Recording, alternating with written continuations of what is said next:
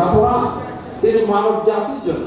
তাহলে মানব জাতির মধ্যে হিন্দু আছে, বৌদ্ধ আছে, খ্রিস্টান আছে, মুসলমান আছে, সবার জন্য যদি আল কোরআন নাজিল হয়ে থাকে, তাহলে এই বিষয়টা কেমন?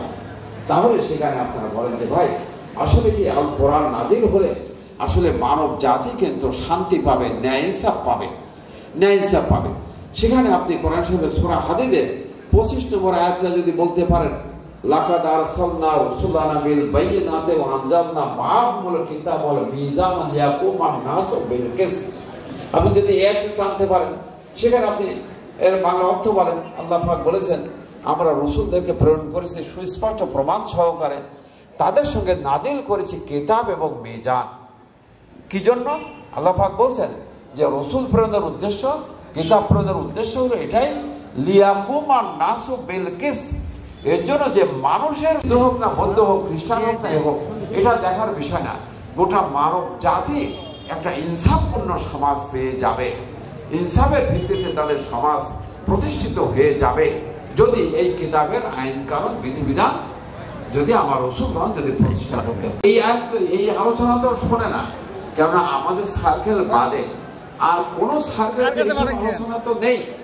তাহলে আমরা তাদেরকে নতুন বার্তা পৌঁছাতে পারলাম, কোরআন শরীফের আয়াত দিয়ে দিয়ে তাদেরকে বলতে পারলাম, এবং কোরআন শরীফের আয়াতের উপরে যে আল কোরআনের আয়াত, এগুলো আমরা তো অতএব আসুন, রমজানের দাবি হবে যেই তাকওয়ার মাস, এই তাকওয়ার মাসের দাবি হবে, রমজান পালনের দাবি হবে যে আমাদেরকে আল কোরআন এতটা সময় দিচ্ছে যে আল্লাহ বলতেছে যে লোকেরা ঈমান আনতেছে বলে তুমি তো তোমার জীবনটা বরবাদ করে দিচ্ছ। তার মানে এত পরিমাণে তাদের মনোযোগী ভাব ছিল, দেখুন আমরা যে সার্ভিস দুই জায়গায় তাহলে এখন আমরা যদি সে পরিমাণ যদি একদম পালন করতে পারি, হবিগঞ্জ গড়ে উঠতে খুব বেশি সময় লাগবে বলে আমি মনে করি না। প্রিয় ভাইরা, এখন আমি যারা বলছিলাম সংগঠনের বিষয়, তার এই সংগঠন সম্প্রসারণ এবং সংগঠনের মানে মজবুতি অর্জনের জন্য যে সংগঠিত ওয়ার্ড গঠন, সংগঠিত ইউনিয়ন গঠন, সংগঠিত উপজেলা গঠন, ইমারত আর সংগঠিত উপজেলা কিন্তু এক না। ইমারত হয়তো সব জায়গায় আছে, সংগঠিত উপজেলা আছে কিনা, যে উপজেলা যদি সেখানে 9টা ইউনিয়ন থেকে থাকে, তাহলে 5টা ইউনিয়ন যদি সংগঠিত হয়, তাহলে সেই উপজেলাটা সংগঠিত।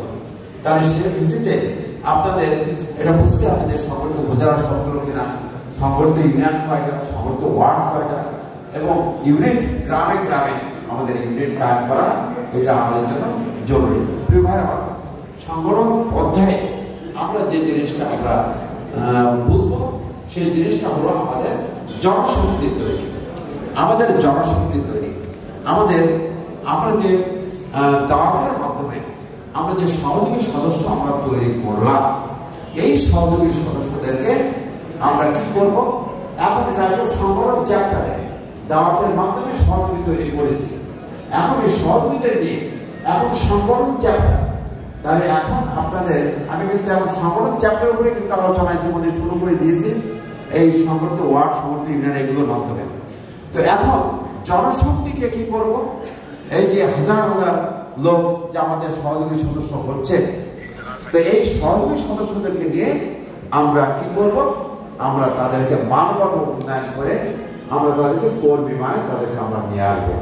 কর্মী মানে নিয়ে আসার জন্য আমাদের যে 5টি গুণ তাদেরকে অর্জন করানো, সেই 5টা গুণের মধ্যে আমরা জানি কি যে কর্মী হওয়ার জন্য 5টা গুণ।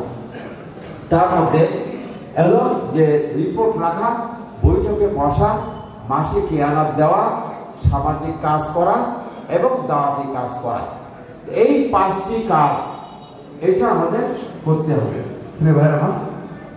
এখন এই যে 5টি কাজ আমাদের করতে হবে, তাই 5টি কাজ করতে গেলে আমাদেরকে এখানে এটা শর্তের মধ্যে রাখা হয়নি, কিন্তু অলিখিত শর্ত হলো যে কর্মী হওয়ার জন্য আমরা একটা সিলেবাস দিয়েছি।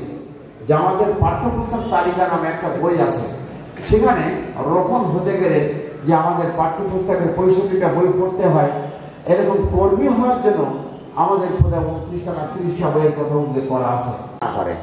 আর মহিলাদেরটা এটা করে না। মহিলাদেরটা এলাকায় যে ইন্টারভিউ নেয়, তাও হতো উপজেলা লেভেলের লোকের আগে ইন্টারভিউ নেয়। ইন্টারভিউ দিয়ে যদি তাকে কর্মী হওয়ার মতন যোগ্য মনে করে তাহলে তার নাম ঘোষণা করে।